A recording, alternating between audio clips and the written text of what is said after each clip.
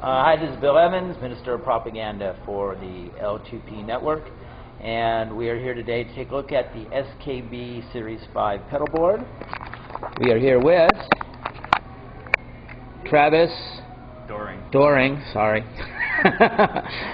Travis is a backline guy, guitar tech in the Las Vegas area. Travis, tell us a little bit about what you've done. I do guitar tech and tour support for. I've done it for like Steel Pulse, Al Di Meola, The Cult, Natalie Cole, things like that. I'm more or less a rent-a-roadie around Vegas. When bands fly in, they rent their gear and they rent a roadie to come out and help them set it up. That's what I do.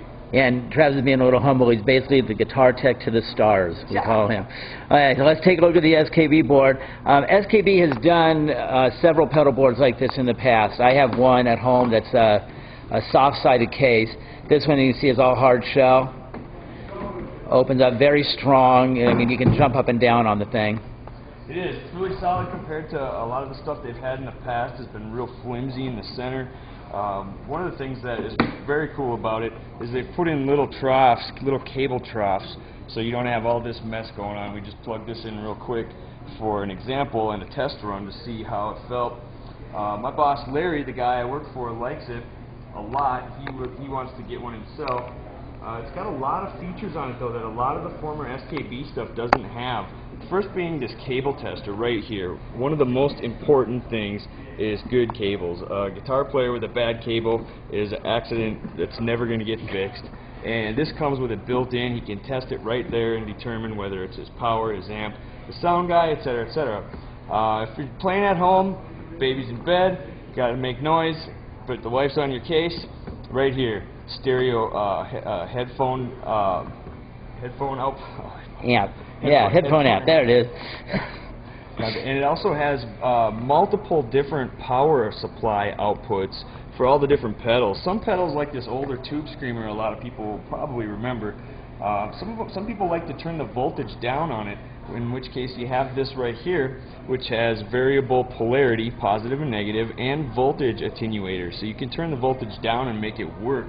Gives it a better sound, some people like. Yeah, that's what's commonly known as the pea green Tube Screamer. I think that's an original. It is an original. And yeah, I've seen those selling for several $100s on eBay. They're hard to find, and they sound better when the battery's a little less than half dead.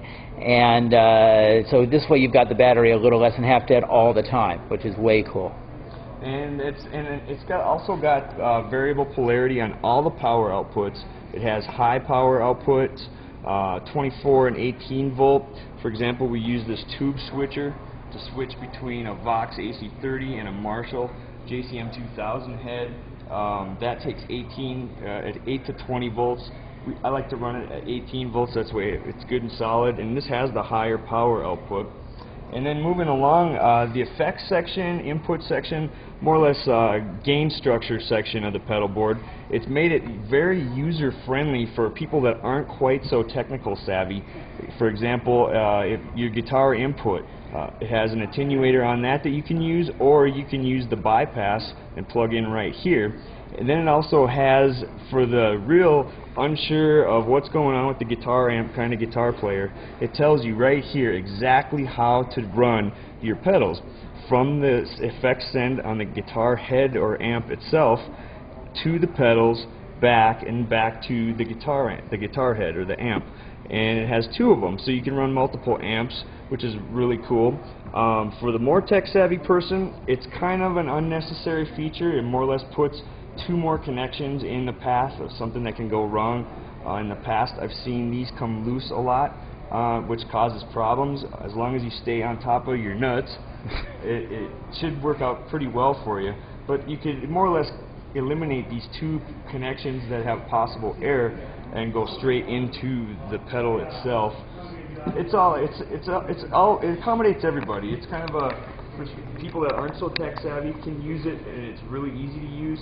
And people that don't need all this stuff to help them figure out what's going on, know how to plug it straight in. It's really a nice, in terms of solid, that's the thing that I noticed most about it. And all the SKBs in the past, you can step in the middle of them and they kind of collapse. Not this one, it's solid. All of these are nice and tight. I went through and checked all this stuff A lot of times it comes loose, and it wasn't. It was all tight from the factory, which I like a lot. Saves me trouble. And I can testify to the fact that the guy who used this is pretty tough on his gear.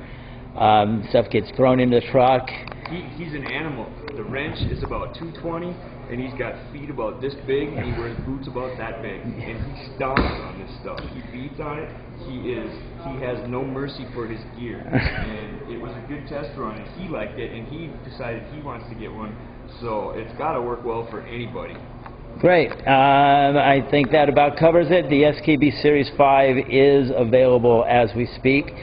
I think the list on this is somewhere in the $399 range, and it's available for substantially less than that through any of the online outlets. And if I've got that wrong, well, then we'll correct it, huh?